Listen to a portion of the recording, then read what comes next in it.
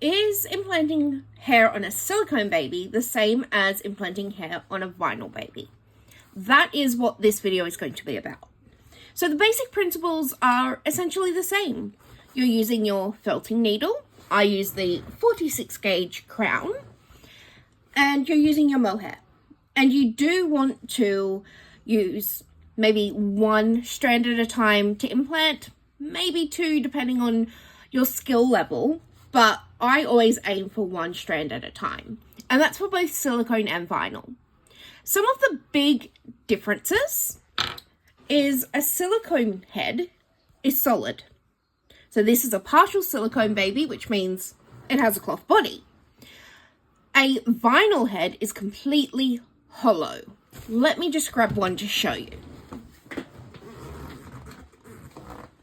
So this is Nevaeh. She is vinyl. She's hollow, which means I can glue the hair down that's inside her head so that it doesn't come out.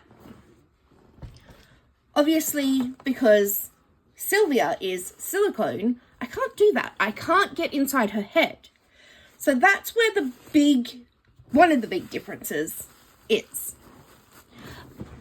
It means I need to push the hair in deeper into the silicone to help hold it in more so that when you brush the hair, it doesn't come out. Except that strand because it's sitting funny. So let's put some hair in. Just quickly tidy up my little bundle. Okay. So I have my bundle of hair. And I'm hoping you can see what I'm doing. So you want to have a flat side of the needle, dirty fingernail, pointing up towards the roof. And the reason for that is the tip of the needle is in a triangle shape. So having a flat side up means you have a pointed side touching the silicone. And that is the same with vinyl. You want the pointed touching, so make sure you have the flat side pointing up. And that will ensure that the needle will grab the strand of hair.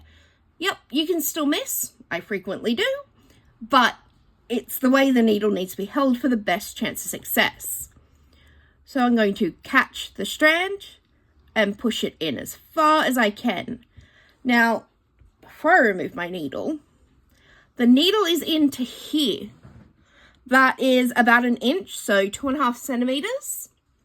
And that will help ensure that that strand of hair will stay inside the head because I can't glue it in. Instead of going in deep, like this, you go in at an angle. So angle is very important on vinyl and silicone because it decides which way the hair lays. See how her hair naturally lays in this position? And with Nevaeh, whose hair has not been brushed, you can still see it's naturally laying in certain ways. So if I were to put the needle straight in, the hair would sit straight up like this one is, and it wouldn't lay flat. With silicone, you do have to overcorrect your needle angle. So with vinyl, it's a lot more forgiving. I could put it in at this angle, and I generally do. With silicone, you need to overcorrect your angle because the silicone will hold the hair a little bit differently to how the vinyl does. Here we go. Let's catch another strand. See how the needle is basically flat against the head? And we push him through, and he's in. Let's do a few. Isolating one at a time.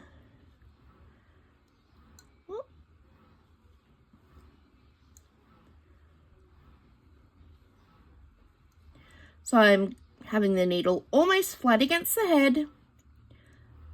And it does mean that this finger over here is at risk of being poked by the tip of the felting needle. It does happen.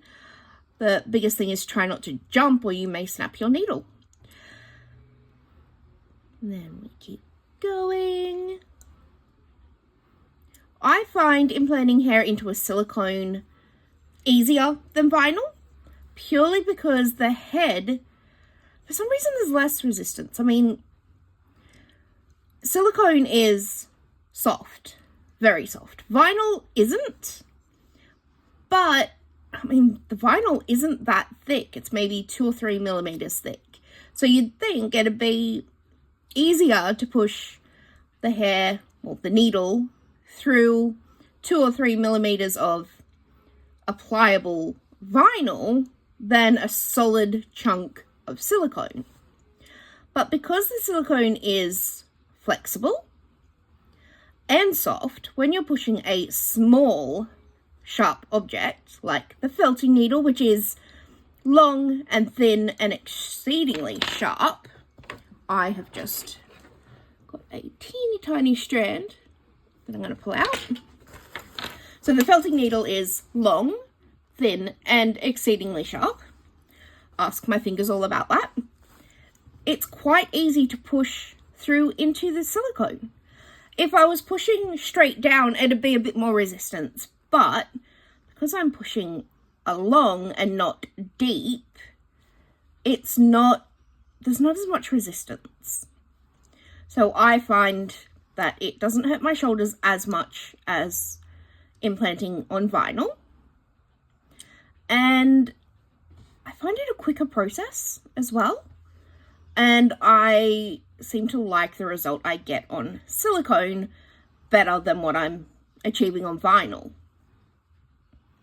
There are only minor differences between doing vinyl hair and silicone hair. So quick recap. With silicone hair, you need to overcorrect your needle so it's basically flat against the head. You still want the tip of your needle going in whatever direction you need your hair to go, just like with vinyl. But the angle of your needle is a lot different. You need it so much closer than you do with vinyl.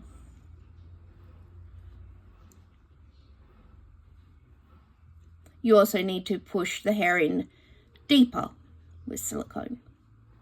So they are really the only differences in doing silicone hair compared to vinyl hair.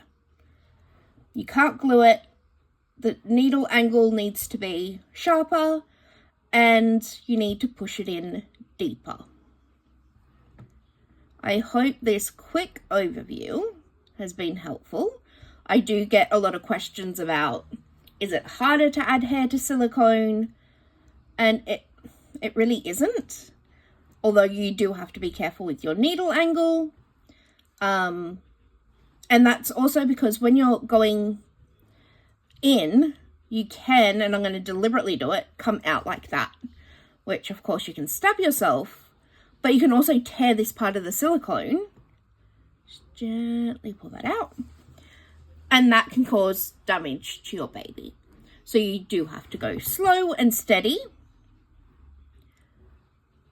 and take your time.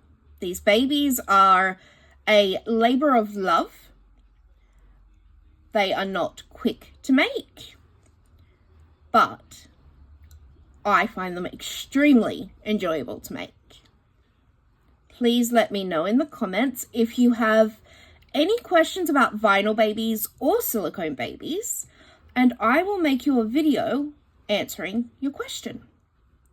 And if I don't know the answer, I'll find it out for you.